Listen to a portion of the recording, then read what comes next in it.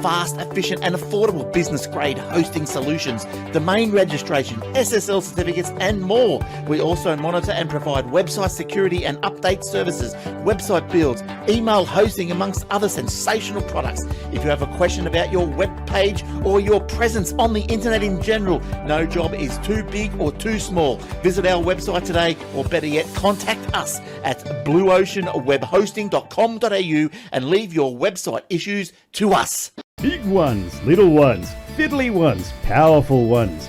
The ones for the car or the truck, caravan, boat, mobility scooter, solar system. In fact, for any kind of battery, go straight to Battery Central Ipswich. They'll even help you when you know what you need to power but have no idea what'll do the job. Battery Central Ipswich, 280 Brisbane Street, West Ipswich, in the yellow building. Expert advice, better batteries, best prices every day. That's Battery Central Ipswich.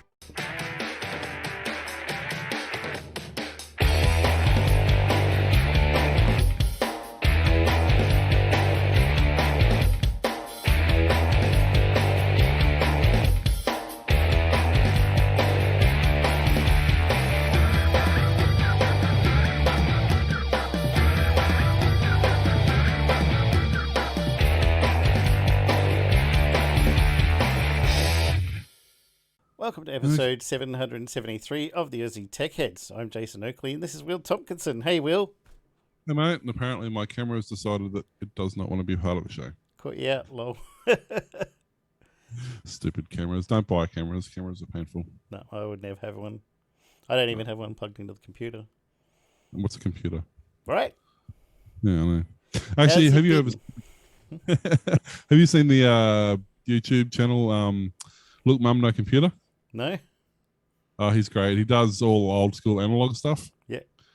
And his latest challenge is he's restoring an old-fashioned telephone exchange, all mechanical relays and bypasses. Yep. And he's making it work with a, I think it's not an Arduino, it's a little single chip on board. And he's making it work. You can dial a physical phone number across like Skype and it pops to a USB output, which actually triggers a physical line. So you can actually use this exchange live from the internet. It's so cool. You hear all the click, click, click, click. Oh, the switches. You really do. Sounds like a giant typewriter. And he does, he streams it to the web as well. So when you dial in, you can actually see it. And then when you pick a different selection, it goes to a different piece of equipment. Like one might go to the phone that's right next to it. So because he's got what he calls the not obsolete museum. And so if someone is walking through, that phone will ring and they can answer the phone, you can talk to them. All right. Or it might go to there's what's called an infinite loop answering machine. And it's literally a tape head reader and just a big giant squiggly spaghetti loop of tape that just continually feeds through it. So it's just this one message that replays over and over again. So it's really cool. If you got time, yeah, he does all sorts of stuff. He's made full analog mixers, analog special effects boards. He's made a Furby organ. That sounds scary. Oh, that's freaky, that thing. He took every Furby and figured out all the different noises and notes they could make, and he locked it to one note, and he put them all onto a giant keyboard. So there's just this giant wall of Furbies that all make different notes and stuff when you play it. Because they're not already bleeding. They're not already freaky enough. And the Floppytron version 3 has just been released. Yeah, but it's not just floppies. It's scanners and hard drives and floppies and I can't remember CD-ROMs. I can't remember what else is in. There's all sorts of stuff. Yeah, it's pretty cool. There's what did it use? A kilowatt of power. That's like what my gaming system uses when it's running flat out. It uses about a kilowatt. That's what this Floppytron uses just to make music. How many floppy drives do you reckon he's got? Oh, I can't remember off the top, man. I think it was 150 or something like that. Yeah, and like three scanners. Yeah. And then there's he adds in different things if he wants different noises. Like sometimes he'll add in an old 5-inch floppy, or he's got some old 9-inch ones he drops in there sometimes. He's got a couple of old reel to reels that he uses sometimes. I've seen people So do some musical things with electric vibrating toothbrushes. brushes and FPOS Makes you think, machines. yeah. anything with a motor or a stepper motor, basically, it's all Arduino controlled. Stepper motors are great because you can control them precisely, Yep. change the speed, change the duration. You get different notes, so it's actually very. There's one guy who's actually written a program. It's an MP3 to MIDI converter, and you select which particular thing you want to convert the track to, whether it's an FPOS machine or a scanner or a hard drive or whatever, and it'll automatically change the frequency so that it makes the right noises. Now, how does that go with my SSD? How much Yeah, noise no, does it make? SSDs and Flash the USB. network cards and graphics cards don't make much noise these days. Oh, man. Ripped off. The old, I haven't seen anybody use an old MFM hard drive yet though, No? which is surprising because those things sound like bloody That rockets was my taking off. first drive. Was MFM? Yeah. Mine was 3 meg, I think, 3 or 5, one or two. Yep. Then my XT, back when like the entire operating system fitted on a single-sided 5.5, 5.25. Back in the old Three- days. 3.25 and 5.5, isn't it? No. Or is it 3.5 and 5.25? Yes. Okay. Still to this day, I always get them wrong. It was 50-50 which way you were going to go. And then because I used to work in server rooms too, we had a 9-inch, so I get confused. I get my floppy confused. Yeah. The size of my floppy is blurry to me. And then I did work experience at a place that was called what was it, Coastal Computing Services. They had these huge reel things, the great big tape deck thing, and you pull it out of the machine, drop it over there, put another one, plug it in, and click. And they did a lot of database stuff there. Big BLT drive, whatever they were called. So I had to do data entry for my... But I became really good friends with one of the guys there, and then later on he bought the company from the owner. So while I was unemployed, I used to pop down there every day about lunchtime, and we have a chat about Commodore 64 games and stuff. Yeah, well, I mean, if you think about it, they were really just a glorified DAT drives. All they were just a cassette tape. Yep.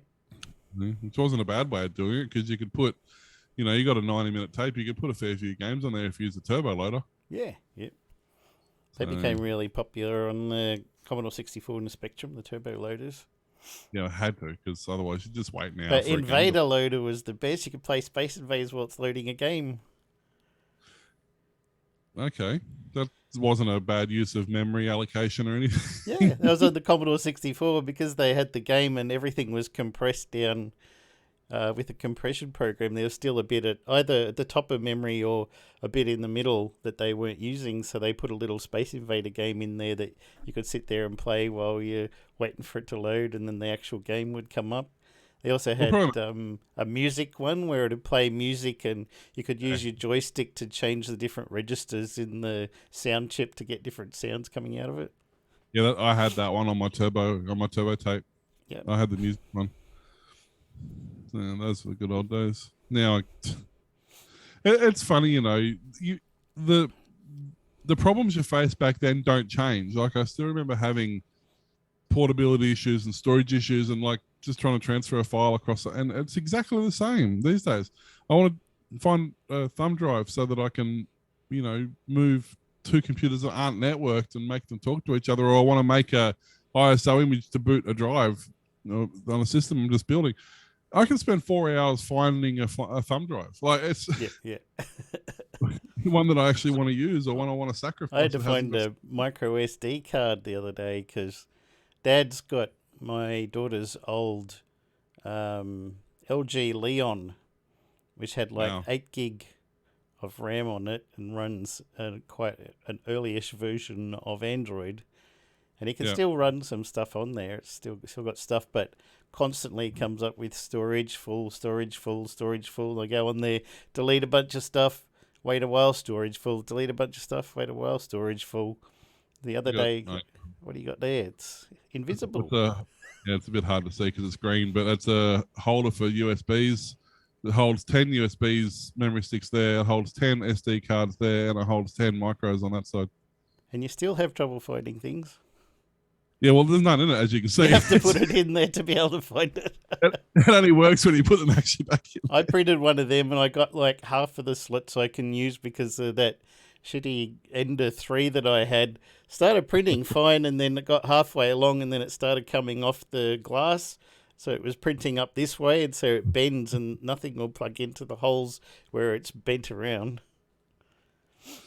But yeah, I thought finally I got sick of all this running out of storage business. And I was like, what if it's got a slot there? I could put a micro SD in there. Smallest one I could find and spare was 16 gigs. So I slot that in there, boot it up, go through all the apps in there. I have to try and remember how did Android, how did you go to this menu thing like 10 versions ago or something of Android? So then you could transfer this app onto storage, and I set up Gmail. Don't download any images, and only store like 3 days worth of emails on the phone because he doesn't really check them on the phone anyway. He does it all on the computer if he ever does email stuff. So I was like, don't store so much in Gmail and put as much as I can onto storage. And he said it's going pretty good now, so fingers crossed that'll fix it for a while. But there's so much stuff. You can't put any Google apps onto the storage card to run from. Or several other things you can, no problem. But Google's like, no, it has to be on here. And by the way, even if you don't use these 20 Google apps, we're going to force them on there. You can't delete them. There are ways to do it, but yeah, it's not user friendly sometimes. And they got a lot of stupid Google things that you know he's never going to use Google One for storage of photos and stuff. How many Google things have I got? Chrome, Drive, Gmail, Google One, Google Pay, Google TV, Home, Google Docs, Duo, Local, Maps, News, Photos, Safety, Play Store, Play Games, Play Music, Pixel Tips, Translate, YouTube Music, Calendar, and Keep Notes. And I'm like, I don't use most of those, but I can't delete them. Lens, podcast, Play Games, Movie Player, YouTube Music. Yeah, it's so frustrating. And I had an update on my Xiaomi the other day, and you probably can't see it because the green screen's going to go stupid. But my Messenger app is square now instead of round, like when the pop-up bubble. Yeah. For whatever reason, they decided, hey, let's make that square. Yeah. Great. You had some spare square space, didn't you? Yeah, on a curved edge phone. Yeah, I got plenty of square. It doesn't fit. You can't put it. Like I used to have it sitting in the corner, and it's sat in the corner. It doesn't do that now because it's square and won't fit in the corner. So now it sits in the way. It's like, seriously? I don't have anything on pop-up. I even got sick of... I use Shazam all the time because I have the radio shows and I hear something. I'm like, I know the song, I know who it's by and all that crap, but I want to remember for when I'm doing my show. So I just Shazam it, and then it's in the Shazam list, and I can go through on my show day and go, oh, yeah, that's a good song, that one. Oh, yeah, I heard that one on Tuesday or whatever, and put that in there. But it had a little bubble thing that would be on the screen. I'm like, just I don't like it. So now it's in the top bar. When you swipe down the menu, you click on it, and it'll tell you what the song is. You know what I don't like that Google's done in the latest update is they've made it so that if you don't use an app for X amount of time, and it's not long, it's only a couple of weeks, it removes the permissions for that app. Yep. So the next time you go to use it, you've got to go through the pain in the ass rigmarole of allowing permissions again. You know what I hate more than that? I did discover you can turn that off. Google constantly says stuff like, did you know that Bitwarden can access blah on your system? Yes. Two days later, did you know Bitwarden can access stuff on your system? Swipe off. Did you know? I'm like, I know, stop telling me. You can, I discovered the other day that you can actually change those settings. They're in security. The only icon that it gives you is ZZ, which I think means snooze it for now, but I'm going to frickin' tell you about it in like an hour because. So I'll have to go with your one, go in the menu and actually tell it. Stop telling me who's got permissions to what. I know what's got permissions to what because when I installed it and used it the first time and it said, please, can I use this permission? I said, yes. Yeah. You don't have to remind me every day that I did that. I still remember it because I'm the one who did it. It's my phone. I think some people tend to forget that they do it though. Like everyone freaks out. Oh, this app's asked to use my camera. It's like, yes, it's asking to use the camera because it needs that part. It's either storing images in that gallery, which needs the camera's permission to do that. You know, that's not Or it's specifically reading a QR code for you. Yeah, or something. It's not specifically just using the camera because It's sending like it to the government and when they're I recording it. set up my Xiaomi watch, Yep. it's got a voice recorder on it, so that I can, like a note taker, and so I can hit record and record onto my watch, and then when I get close enough back to my phone, if I've got it on me, it'll automatically dump it on the phone. But if I don't have my phone on me, when I get back to the phone, it will dump the audio across. And then so the other day, Google goes, "Oh, this app's requesting permission to use the audio recorder." I'm like, "Well, that's because it's an audio recording program. I'd be worried if it wasn't." Like, So it's look, I think the FBI. I mean, it sort of ties in with one of the stories I've got later about the whole cookie thing. Like, I think there's a point where it's just the onus is on the user to know what's going on. If they don't know what's going on, don't do it.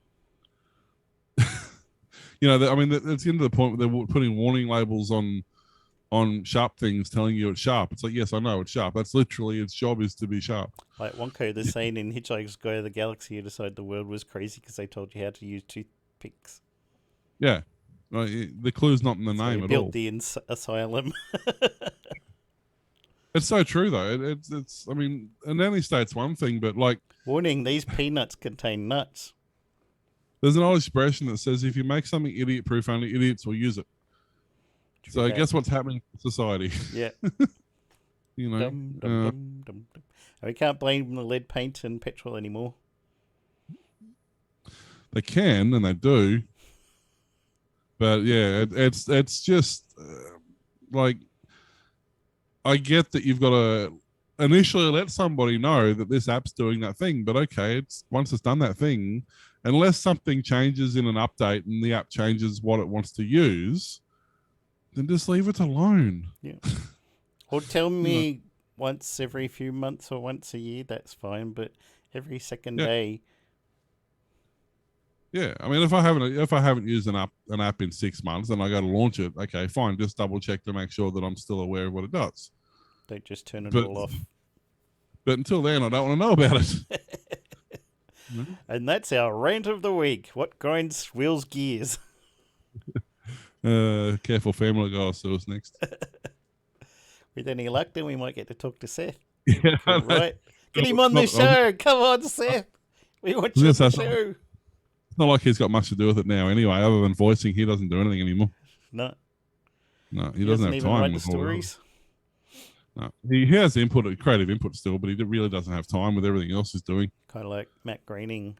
He's the show. You guys do the stuff, and I'll come and say hi every now and then. Make sure you don't do things I don't want you to. Pretty much. He was saying at one point there he hadn't even met, like, nearly like 2 or 3 years went past and he hadn't even spoken to any of the other voice actors. Like, They used to do it all in the studio together. Yeah. Does he do it at home now? Well, pretty much. I mean, even if he does go to the studio, the others aren't necessarily there, because he used to be there, like, not only to do the voice acting, but he was producing and directing and everything else. So he was there all the time. So when the other ones would come in, he was just there. Now when you've got 4 shows. Well, yeah, and he's only rocking up to do the voice. That's it, and then he goes again. So he very rarely gets to meet anybody else. Yeah. So it's all changed. Yeah.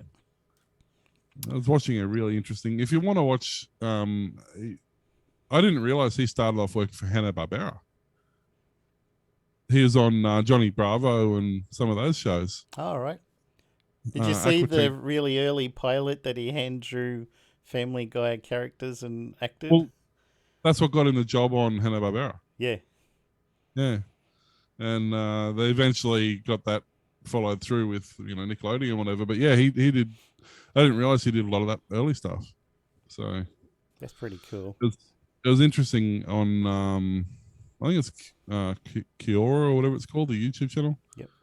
The ask they do the who, how, what, when All right. question, the Google autocomplete ones. Yeah, it was on that. They're actually pretty cool. If you want to kill some time, go and watch the Kiora Google autocomplete ones with celebrities. Yep. Literally, they just type in what and then the name of the celebrity, Yep. and then let Google autocomplete, and the top 5 they just put onto a list and hand it to the celebrity and go, Enter these and for then, us. yeah, they go what, who, when, where, how, I think are what they use and I why. like those ones like, help, I accidentally built a shelf. Yeah. The fact that it's a prolific enough search, it wasn't some guy that's having fun with Google once. It's obviously been searched enough times that Google thinks it's actually part of the algorithm. Must be now. It's like, what do these people like work for IKEA? When, oh shit, we didn't actually mean to make that. What do we do? We meant to flat pack it, not assemble it. I just typed help by accident, and the first one is help I accidentally built a shelf. Help I accidentally built a Jeep. Help I accidentally the cat. Yeah, okay. Help I accidentally restarted the USSR. Help I Do you want to know what DuckDuckGo's top 3? What? Help I accidentally summoned a lemon. I like that. Help I accidentally ate a helicopter. And help I accidentally memed. Help I accidentally joined the Russian mafia. You're screwed if you've done Help that. I accidentally memes. Help I accidentally invaded Poland. Don't you hate it when that happens? You're just sitting there watching TV, got a few snacks and beers, and then you accidentally invade Poland. And Oh, I thought I was going to Macca's drive-through. What's going on? oh, maybe they got Macca's there in Poland, and then you could have some. They don't have it in Russia anymore, that's for sure. They don't have a lot. Although it's funny, I was watching a guy I watch who does stuff over there, and okay, because they got sanctions in place, some stuff's gone up. But the thing is, the rupee is it rupee, whatever it is worth so much compared to the US dollar now that the prices, although have gone up, the rupee's inclined more than the prices has. So prices have actually gone down for the most part. All right. On not stuff they've got to import, obviously, because that's but like all their produce, all their locally grown stuff, all the prices have gone down because they're How do we do that? Kick the government out and start again. Didn't we do that last year? Or earlier Yeah, but this year? no, like all of them, All of not the just governments. don't just change from the left to the right. Like get rid of all of them. That'll solve most of the problems. And start again. Yeah. Well, I mean, it can't hurt. What's the worst thing that's going to happen? Can it get worse than it is? That's what I mean. Like, the worst thing that happen is nothing will change. The only way is up. Should we do some news? Oh, why not? eBay made its biggest move yet into the world of digital collectibles, with news today of a company acquiring NFT marketplace known Origin. The online auction company is keeping its lips sealed on the deal's value, but confirmed in the press release the deal is closed as of June 21st. This partnership will help us attract a new wave of NFT creators and collectors, said Known Origin co-founder David Moore. Known Origin describes itself as one of the world's first and largest NFT marketplaces, and it currently ranks number 12 on the all-time trading volume for Ethereum-backed NFTs at $7.8 million. Higher-ranked, more popular marketplaces include OpenSea, with an all-time trading value at $30.43 billion, and Decentraland at $155.66 million. eBay started allowing NFT sales on its site last year. With Known Origin acquisition, eBay has the opportunity to control a proper digital marketplace where NFT transactions can both be monitored and controlled, not just offered with the fingers crossed to hope the seller transfers an NFT to the buyer's wallet correctly.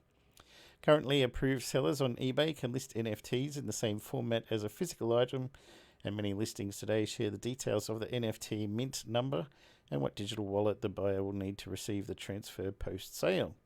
eBay's current NFT sales method also comes with some caveats, such as a $10,000 maximum, a buy it now model, no bidding or best offers, and a requirement that the buyer and seller be in the same country.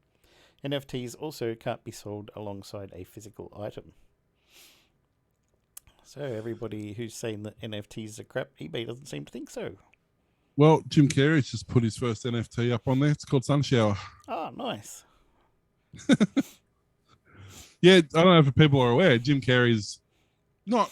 He never said he's retired from acting. He's just taking a break. Yep. And Sonic actually got. He was planning on doing it before Sonic 2, but he's like he couldn't resist. He enjoyed that character too much. He's like, yep, I'm in.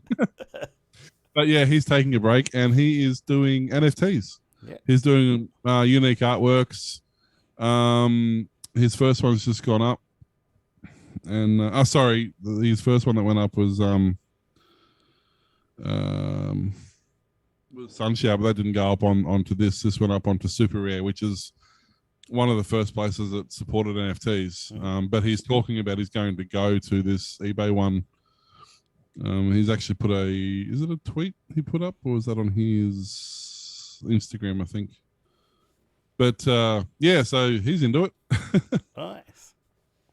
So does that have like a picture of him or a caricature, or is he just drawing his own pictures or whatever? And this first one, Sunshower, was kind of a impressionist, like an impressionist version of him. Yep. It basically says I've been both blessed and cursed in this life with vivid imagination and a burning desire to share my peculiarities and inspiration with you. That word is so much shorter than it is to say.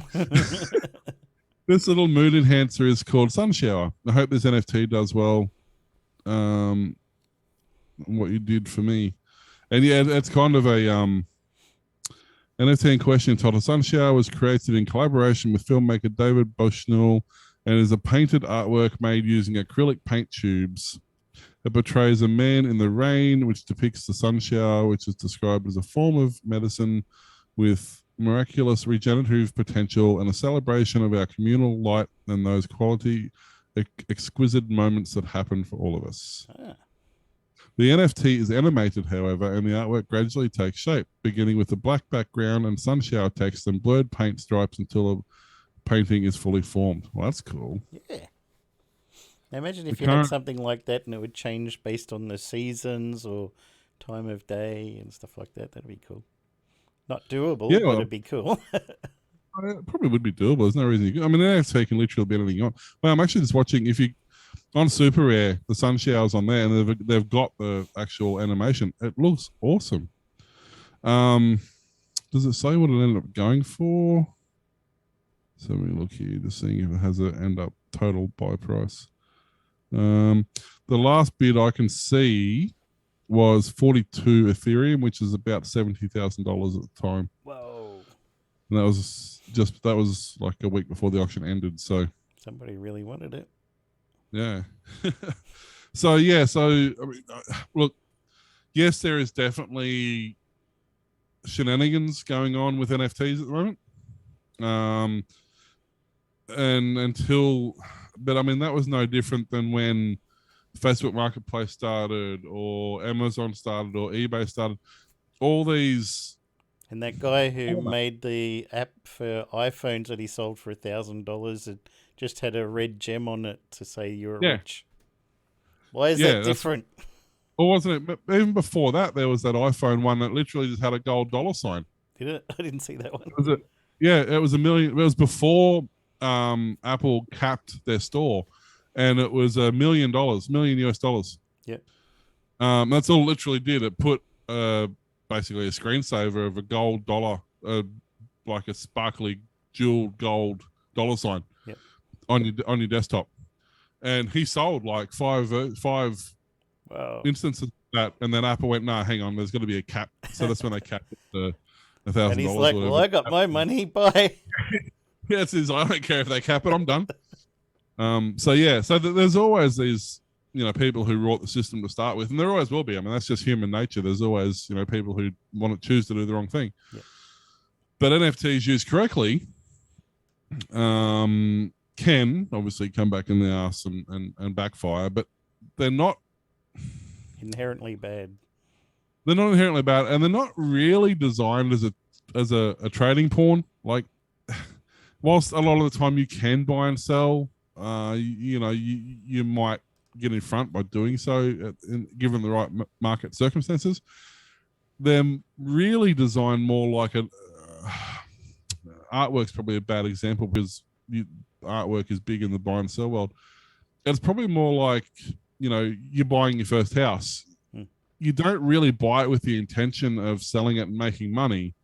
You buy it with the intention of having it for 10, 15, 20 years, and then maybe you're in the position that you either are going to start enjoying it or you're going to sell it. But it's not really something you just buy to flip and turn and make profit on. Yeah. As we know, that guy who... The guy lost, what did he lose? 500,000 or whatever it was he lost on it? Yeah. Yeah. So look, there's definitely a place for it. And I think too, with, the world as we know, you can't necessarily go and physically be somewhere but there's nothing stopping an artist from being they can become normally if you're an artist, you're a local artist, or you might be maybe a national artist, which means you've sold artwork to I think you've got to have sold them to 3 different states and then become a nationally recognized artist. Yep. And to become an internationally recognized artist, you've got to have sold X amount of things overseas. So in terms of somebody getting their branding out, an NFT would be fantastic for that, because you would do artwork that somebody overseas can purchase for a relatively small price.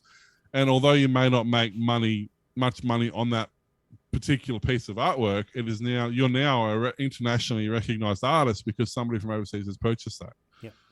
Whereas before, for that to happen, you had to find escrow company, you had to find a shipping company, you had to find insurance on that particular item because you didn't want it getting damaged in shipping. So to send a painting overseas, to send a painting to a different... I remember when I was working at the art gallery in Swan Hill, for us to physically, when exhibitions came through, the huge job that we had to unpack pieces and repack pieces, because they're not really, the artists aren't there. They can't repair them if they get damaged. And it might be such a extreme piece of artwork that some of those pieces could have been wrapped. You might have a piece like this that's so fragile, you've got it wrapped in bubble wrap, like a ball like this, that's loading off the back of a truck. Yep. And this particular piece of art has 300 of those. And inside them are balls like this. So it can take you 3 days to set up one piece of artwork sometimes. Yeah.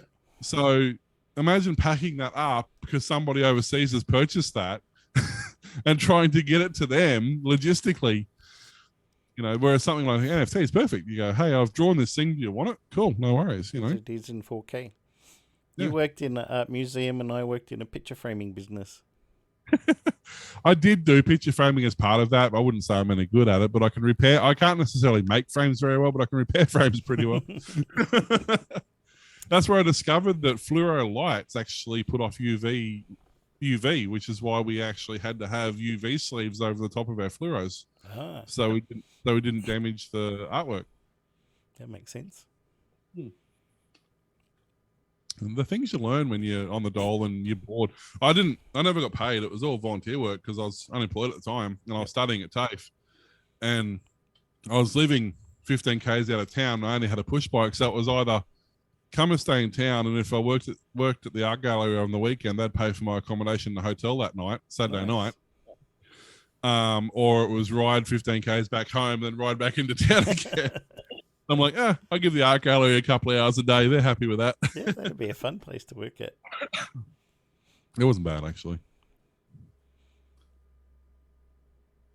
Sorry, I'm choking. I'm trying not to choke on my water. I'm trying. My body's trying the best to choke on it, and I'm trying the best to ignore it. So, while we're still in the world of internets, remember, what was it? Probably 5 years ago, there's this massive hoopla and hoo-ha over, we must know every website that gives you cookies because you may not want them. And Pop-ups. sure, the website won't work if you don't accept the cookies, but you still, need to accept them before the website can give them to you. Anyway, so fast forward 5 years. I think it was about that anyway. The UK government has published a final response to data reform consultation. It kicked off last year, laying out how it intends to diverge from the EU-based data protection rules. So, yeah, like these were originally set by the EU. Like they're not like the English government or the Australian government made these up. 2011. Oh, was it that long? Wow. Okay, so 11 years ago. So it looks like they've stepped away from some of the more extreme reforms that have been tossing around, such as removing the right for human review of automated AI decisions. So basically, they're not pursuing a lot of the stuff, but there's still a lot of potentially wide-ranging amendments being announced, such as switch to an opt-out model for most online tracking, which the government is spinning as an end to cookie consent pop-ups. Hey. But it raises a wider question and changes the UK's data protection regulations. I feel like there's still some substantial differences for the rights of citizens besides other types of data processes operating in the country. There's plenty more incoming from the UK government on digital policy front, such as the sprawling online sector bill, which is currently making its way through Parliament and set to dramatically ramp up compliance demands for all sorts of businesses. So it pays to keep a wider picture in mind. So the data referendum bill says the amendments will automatically be allowed to collect certain institutions will automatically be allowed to collect and sell data for use in scientific research, which it says will simplify the legal requirements for this sort of processing. The data reform bill will more clearly define the scope of scientific research and give scientists clarity about when they can obtain user consent to collect or use data for broad research purposes. This removes the need for them to have an ultimate purpose of their research project finalized before collecting data. For example, scientists will be able to rely on consent the person has given for their data to be used for cancer research as opposed to a particular cancer study. So basically, if you say yes to anything at all at any point in time, you've given your consent. Yeah. I don't mind if a site has got like a little strip across the top that says, by the way, this site uses cookies, dude. Yeah. You're like, cool, I can scroll. Don't pop up things. This uses cookies. Do you want to accept all cookies? Do you want to accept no cookies? Do you want to find out what cookies are? Do you want to accept only the, what do they call them? The essential cookies or something? And well, none at all. We have a lot of cookies on here. Not all of them are essential, but we put them there anyway. Yeah. They don't need pop-ups or OKs and stuff like that. Just tell me up the top, this site uses cookies. That's all you need. But here's the thing. So they're intending to move to an opt-out model of consent for cookies. In practice, this means cookies could be set without seeking consent, but the website must give the user clear information about how to opt out. But what they're doing is they're tying that bill in with this data reform bill so that if you don't opt out of the cookies on a page, you also automatically say yes to using that data for research. So they're going, hey, look, you don't have to worry about clicking accept all for cookies anymore. But you also, unless you specifically go into the website and muck around to find the settings, are going to allow us to use your data without any further consent. So they're actually going backwards much. Like 11 years ago when they implemented tracking cookies, even they didn't have this level of data collection. So they're not only winding the clock back 15 years, they're also adding another layer of scumbaggery to the cookie collection. Like, Wow. Ridiculous. All right. Well, I guess we'll see what happens with that.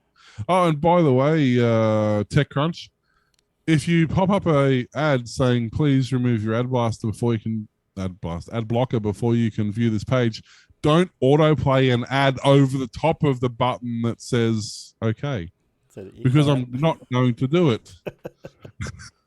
I'm going to just close the page and find a website that doesn't give me 47 pop-ups instead.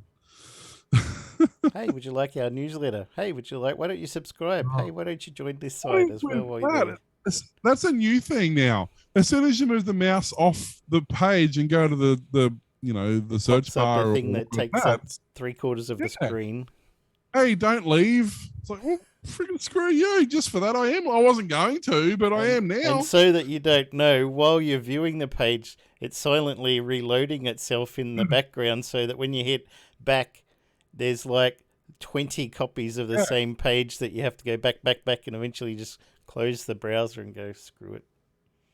Yeah, it's just like, why? That should be disabled. That functionality should not exist in a browser, that they can silently trickle reload the same page so many times that your back history is screwed so you can't get out of it.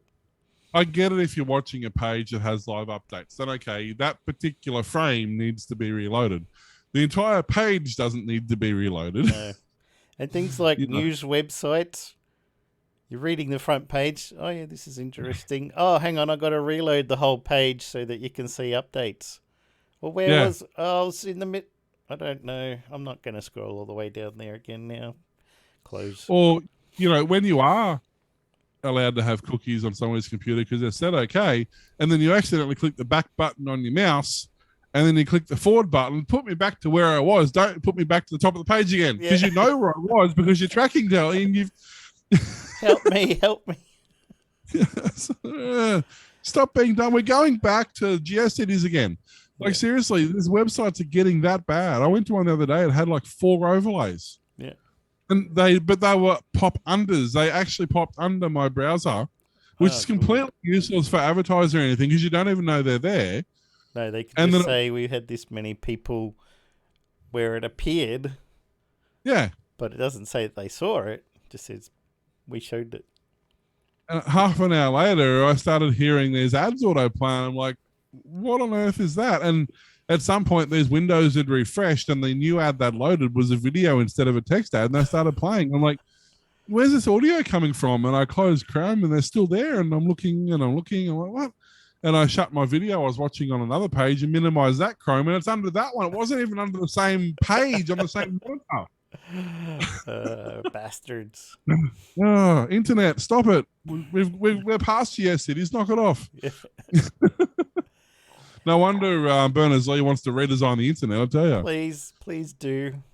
I know, right? Amazon announced a new effort in bringing quantum computing to its cloud, at least in the long term. The company launched the AWS Center for Quantum Networking, a new research effort that aims to push forward the science and engineering of network quantum computers together, both for the building of more powerful multiprocessor networks for computation and for creating secure quantum communication networks. In recent years, Amazon and its AWS Cloud Computing Unit made a number of major investments in quantum computing. With Amazon Bracket, the company offers developers access to quantum computers from the likes of IonIQ, Oxford Quantum Circuits, Rigetti, and D-Wave, as well as other software tools and simulators. In addition to that, the company is also running 2 more research-centric efforts: the AWS Center for Quantum Computing in Pasadena, California, which focuses on basic science like building better qubits and error correction algorithms, and the Amazon Quantum Solutions Lab, which puts an emphasis on helping enterprise prepare for the future of quantum computing. Basically, while Bracket and the Quantum Solutions Lab focus on near-term practical solutions, the Center for Quantum Computing and now the Center for Quantum Networking focus on long-term research efforts.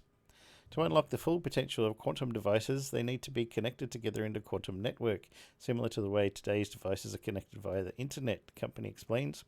Despite not receiving the same level of attention as quantum computers, quantum networks have fascinating possible applications. One of them is enabling global communications protected by quantum key distribution with privacy and security levels not achievable using conventional encryption techniques. Quantum networks will also provide powerful and secure cloud quantum servers by connecting together and amplifying the capabilities of individual quantum processors. Well, the only thing about that is I think the governments are not going to like super encrypted stuff for communications because they want to know everything everyone's saying all the time and have access. You remember what the trouble that BlackBerry went through and was ultimate downfall is everything's encrypted, nobody can access. The government's like, but we need to. Okay, here's the keys. Well, BlackBerry's not secure anymore. Yeah, and I mean the government can, as long as the government's communications is secure, nobody else's has to be. Yep. I think they were getting to the point where people like PGP privacy and stuff's becoming. I mean, there's an email client I was looking at the other day. You're putting on, and it automatically encrypts every email you send with PGP encryption. You don't even have to do anything; it just does it automatically. It encrypts and decrypts it at both ends. So yeah, Proton's been doing that for years, haven't they? Yeah, this wasn't Proton though. It was just a random one I stumbled across. So it's becoming more and more commonplace for stuff to be encrypted, especially the way the world's going at the moment. More and more people are using VPNs too. Yeah. So you put a combination of VPNs together that automatically encrypt stuff, and then you add encryption on top of that. And a quantum computer, okay, technically it can nuke into 256-bit encryption in seconds, effectively. But the thing is, if your communications already got 256-bit encryption and the data you're sending is encrypted on top of that, then it's 4,090. No, it's not. It's even more than that. Yeah. It's some huge encryption. It's 256 times 256, whatever that is. Some huge number of encryption. Suddenly. So I honestly don't think the government's the average consumer is not going to have a quantum computer, even if Amazon do get this up and running. Major corporations will use it. Governments will use it. The top 3% of the population, your trillionaire, multi-trillionaires and billionaires, they'll use it. The average punter's not going to get a look in.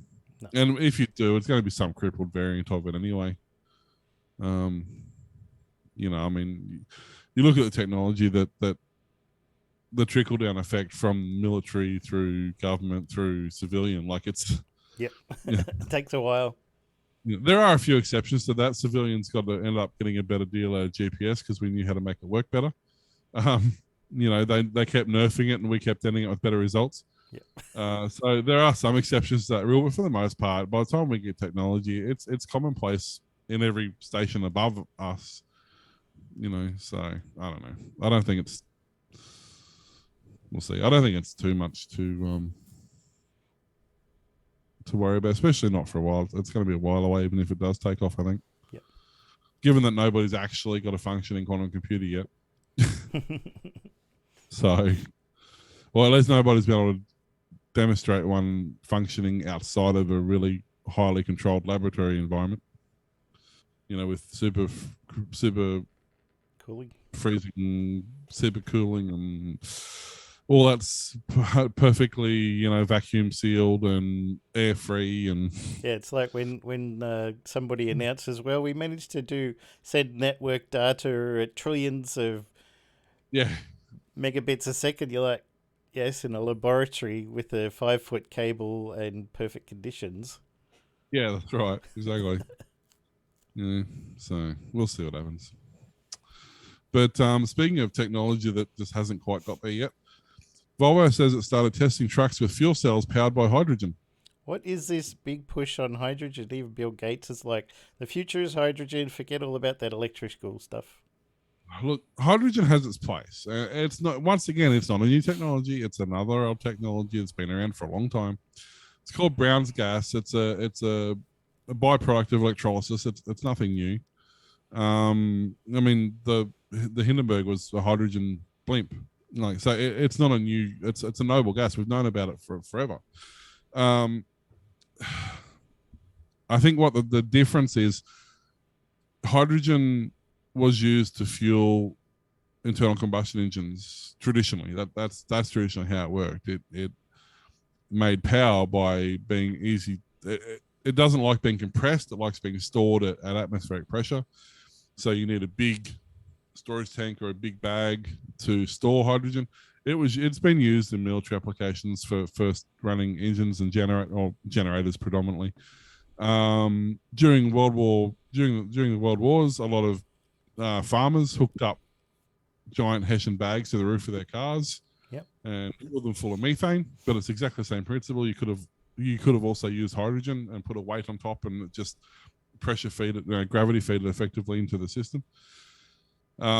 So yeah, there's nothing new there. But the difference is now they're using hydrogen fuel cells. So instead of the hydrogen powering the motor of the petrol motor of the vehicle or the internal combustion engine, the hydrogen is used to directly generate electricity. Now it has a much more efficient conversion rate doing that.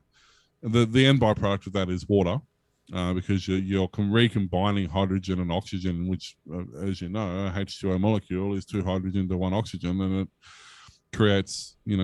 creates water. So when you've split the hydrogen out of the oxygen, or when you split air and you've split water and you've created hydrogen and oxygen. So basically, the oxygen just gets put back into the air and it just does its thing. You end up storing the hydrogen, or as it used to be called, Brown's gas. That's what they used to call it. And you now have a tank of hydrogen. Well, if you reassemble that hydrogen back through a fuel cell with atmospheric collectors and stuff in it, and it's actually a very simple process. It's also kind of complicated. It's really weird. It's one of those things that as soon as you see it, you understand it, but it's a little bit hard to explain.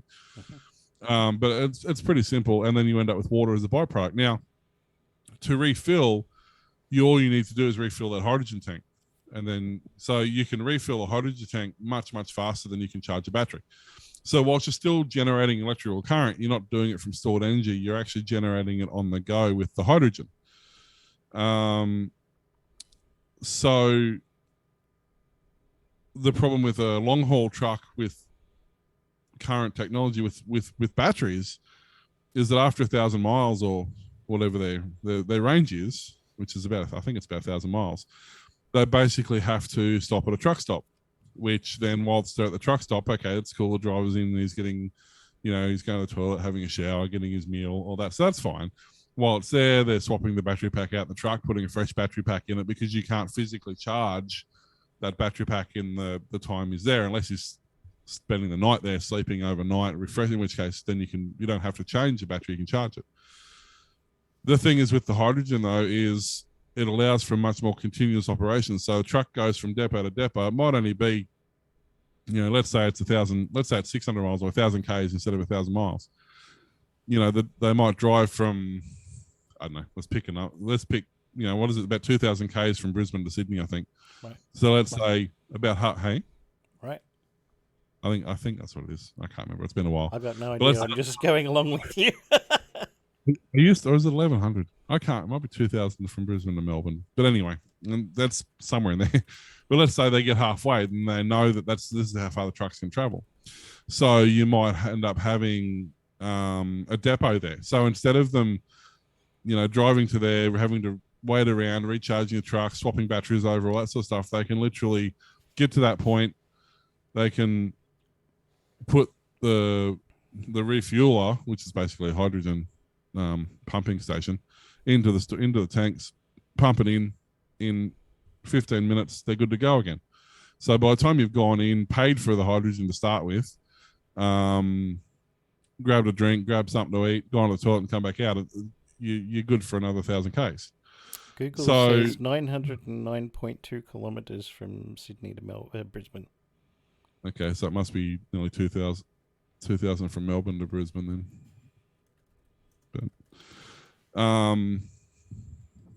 But yeah, so it's 1,776.2. Yeah, so 2000. Because you never drive in a straight line. Not the way I drive. I know, right? Excuse me. So they so this there's the hydrogen, I think, implemented correctly for this sort of situation, or for, say, a forklift, for example. Instead of the forklift running on LPG or diesel, I could see a situation where a forklift could easily be converted to hydrogen and run that way, because it's a relatively low K vehicle. It doesn't do a lot of Ks. They do run for 12 hours at a time, but they don't go very far. It's just a lot of backwards and forward short trip stuff. So a hydrogen set up for something like that would be perfect. Or generators, or because hydrogen is very easy to produce, and it doesn't take a lot of, when done effectively, it doesn't take a lot of power to do. You can very, quickly and without a lot of energy, you can produce a fair amount of hydrogen. Where a lot of the hydrogen systems have traditionally fallen apart is they've tried to do what they call on demand, which means they're trying to produce hydrogen at the same rate or faster than they're using hydrogen.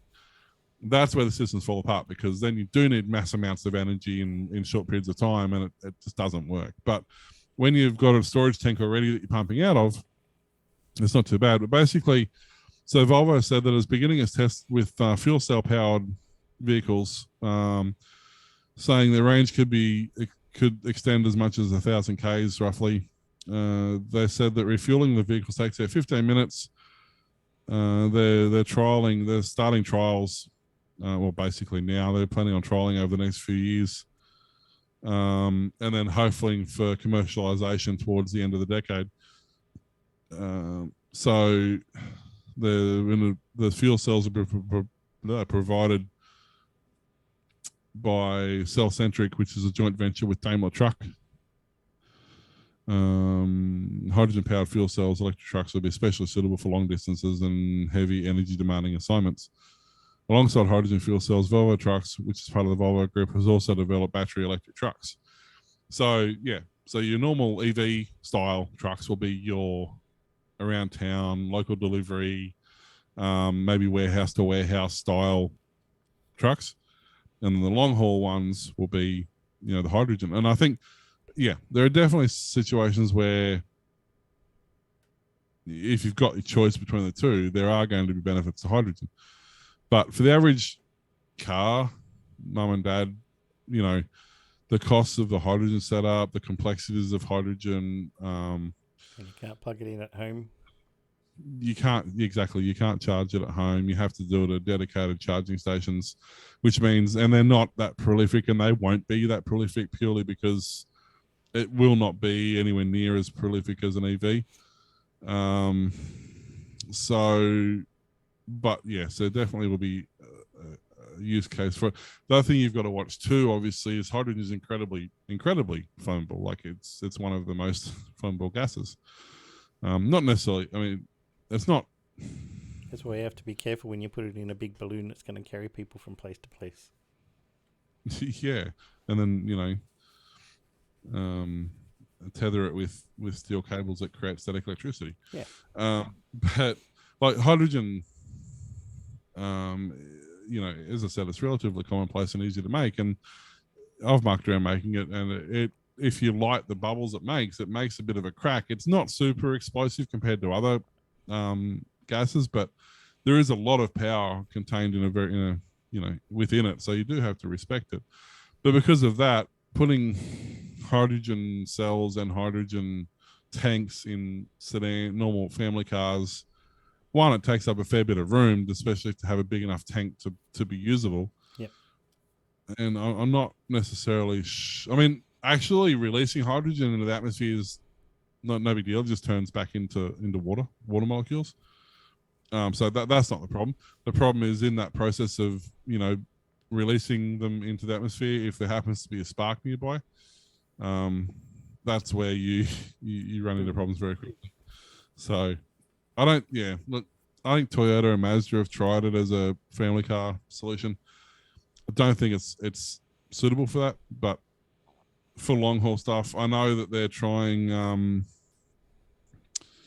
because obviously ferries and ocean liners and all that sort of stuff have already got salt water, which is the perfect catalyst to make hydrogen. I know that a lot of those are trialing hydrogen on-demand generators, so they might run off their diesel engines for a while. Which, whilst they're running off their diesel engines, they're recharging their fuel cells, and then they'll cut off the diesel and they'll run off the fuel cells, or they'll just use the diesels to propel the vehicle.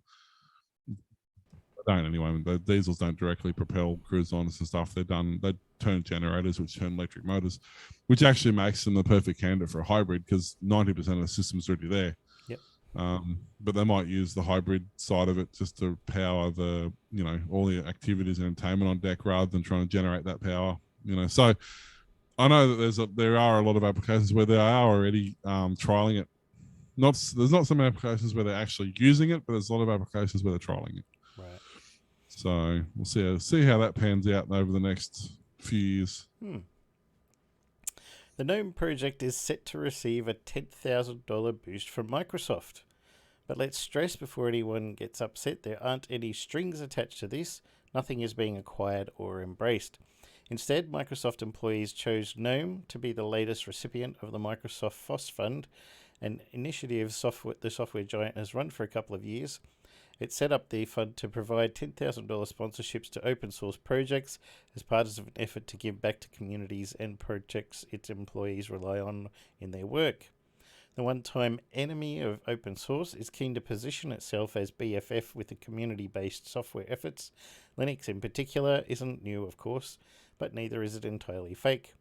These days, Microsoft is a key member in many of the leading open source organizations, directly contributes to the Linux kernel, and even maintains its own Linux distribution. What is the Microsoft FOSS Fund? Each month, Microsoft lets its employees nominate open source projects used by the company, but not owned by anyone at it. To be eligible, projects need to have an OSI-approved license and a way to process the funds. The nomination process is open to all Microsoft employees and interns, and a curation group, the Open Source Champs, helps to get each fund's nominees together. Some funding rounds may have a particular theme, and every funding round will have from 5 to 20 nominated projects or so. At the end of the selection process, there's a vote, and the winning project gets a $10,000 boost, typically offered as $1,000 a month for 10 months. As Senior Programmer Manager at Microsoft, Emma Irwin revealed in Twitter, the GNOME project is the latest recipient. Previous winners of the Microsoft FOSS Fund include Systemd, Curl, QEMU, and OpenStreetMap. GNOME benefiting from Microsoft FOSS Fund is pretty a big endorsement. Not only is the project an important part of the open source landscape as we all know it, but it turns out it's an important one in the open source landscape at Microsoft too. And what are we running? GNOME. I still find it hilarious that the company who's suing people for running a 30-year-old obsolete Windows version is head of a free open source program. It blows my mind. Isn't it ironic, don't you think? Especially given the fact that Windows is Linux, just a variant of Linux. It's developed. Compatible. I think it's developed in Unix. But either way, it's a glorified version of Linux. That's all it is. So, no, that's. I'll take the $10,000.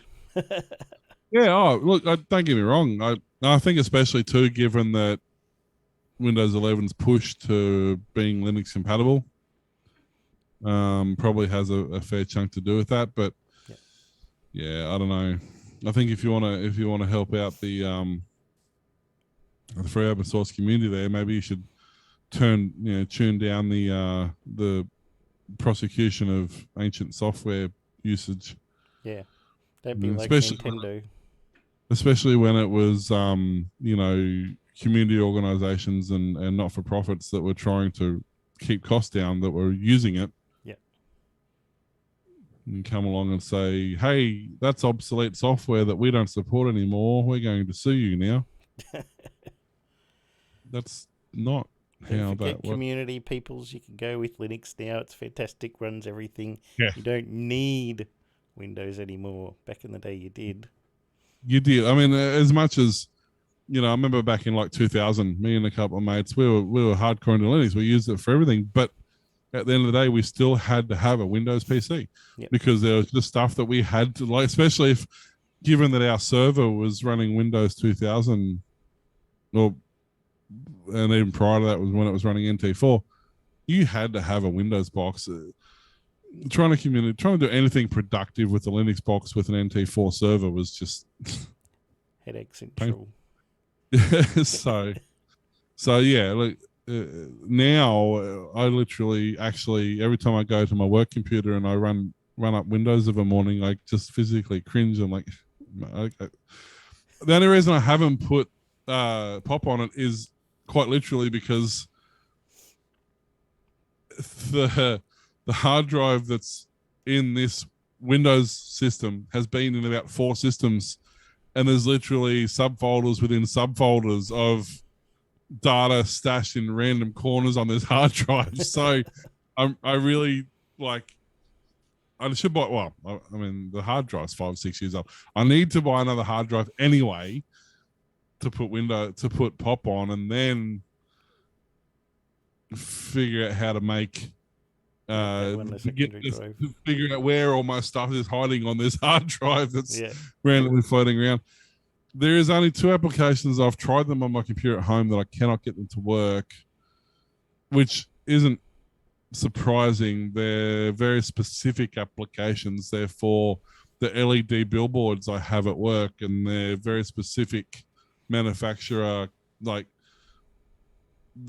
the brand of controller card. The person who makes this controller card makes this communication software, and they don't support Linux at all, and they only have Windows availability on, and I've tried on several occasions to get this to work under Linux, and I can't do it. So that's literally the only reason I haven't really swapped those computers over to Linux yet, is because I need the, it's easy enough to do. I just need to go and get one of my little NUCs that I've got floating around, put Windows on it, put them on that. And sounds like a lame excuse, but that's like the main reason, because I've got all my templating and all my everything for my LED billboards on this computer, and I don't want to lose the ability to write to my signs.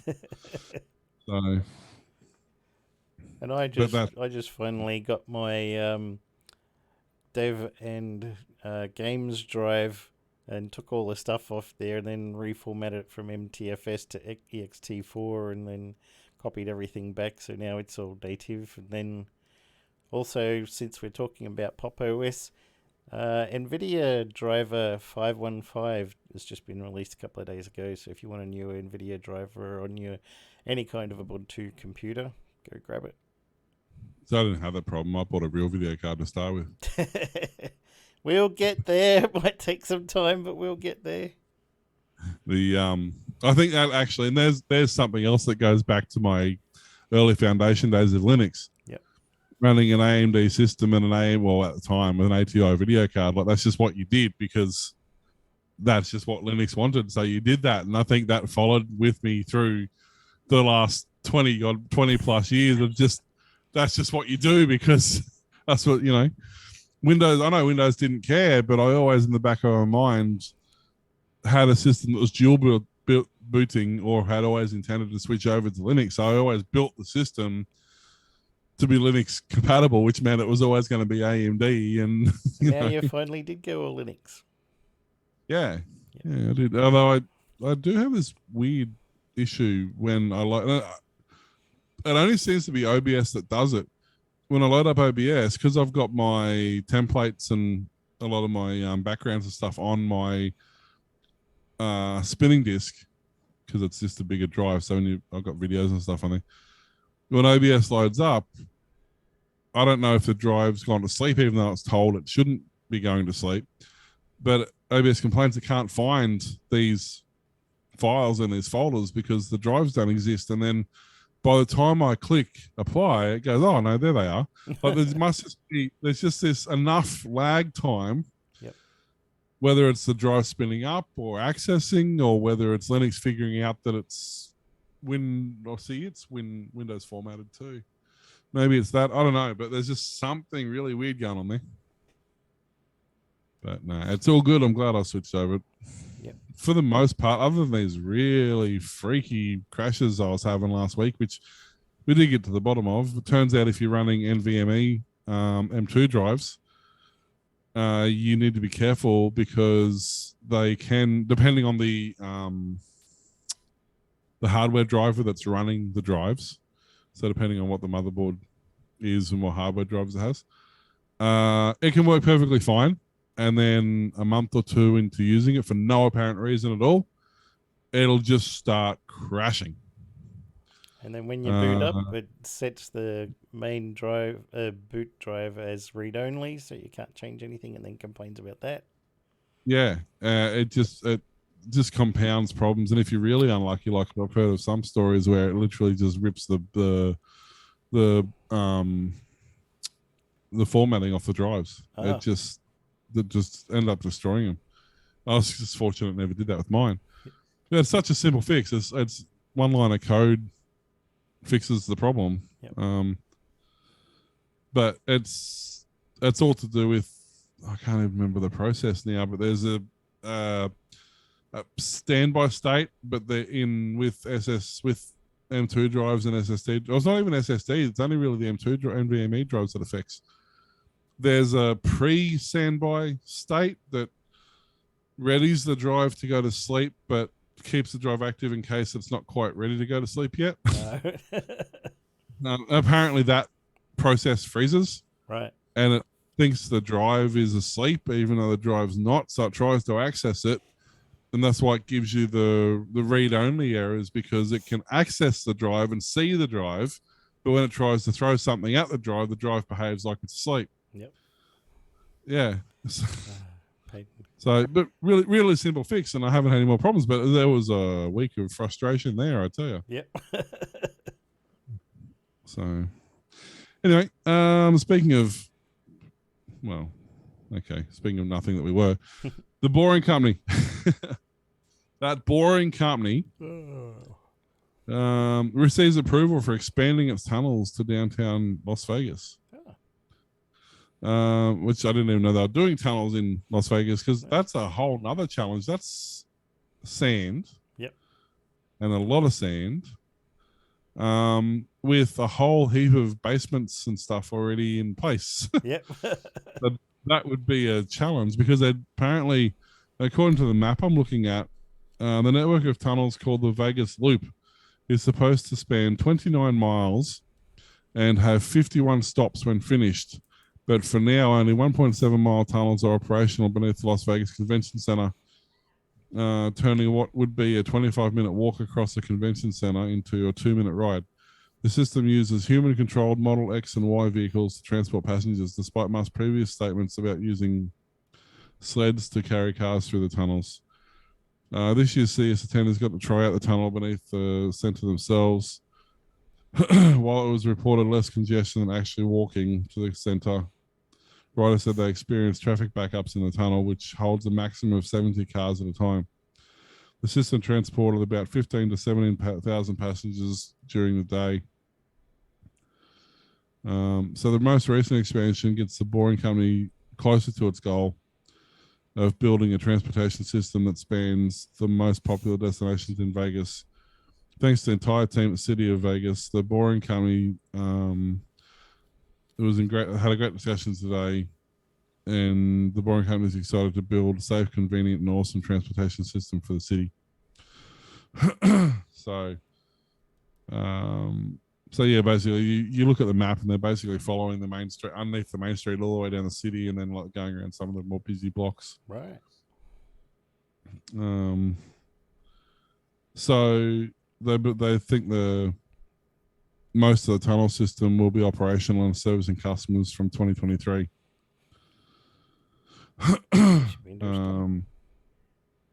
So there's a couple of videos people put them on Twitter and stuff from the Boring Company, but they've got like breakthrough videos and stuff. But you can look where they are, and they're only coming up a foot below the surface. So given that they're boring under sand and only like a foot or two below the surface, they must have some serious reinforcement going on while they're boring those tunnels, because like how easy would it be to just accidentally, dig into somebody's basement, or because I'm sure that all those, high quality mafia run um, casinos in the 60s and 70s were fully licensed and had full plans available for viewing. And no secret tunnels. There was definitely no secret tunnels or walkways or underground, areas in any of them. So, but yeah, I thought that was pretty cool because they're all underground to minimize cost in making it. Instead of having massive ventilation shafts everywhere, which you have to do with regular vehicles, because they're using electric vehicles to transport stuff, even though at the moment they're driving, but they will eventually be fully autonomous. Yep. They don't have to worry about all the, the huge amounts of, you still have small, ventilation system stuff, but you haven't got to have the big massive ventilation towers and cross draft systems and get rid of the carbon monoxide. Yeah, because it's just not an issue. So I think that's pretty cool. Yeah. But makes you think what else they can do if they can dig under Vegas like that. I mean, there's no reason they can't build real tunnels in real locations that actually need it. Yeah. Let them test it out and we'll get the completed system. Well, I'll say one thing about him. When he puts his mind to it, he can make something happen. Yeah, definitely. He doesn't just, think about doing it. Thanks for listening to the Aussie Tech Head Show. We can be found at Facebook, Twitter, and YouTube. Email us wheelerwarlock at aussietechheads.com.au, and we'll see you next time. Bye. Thanks, guys. Bye.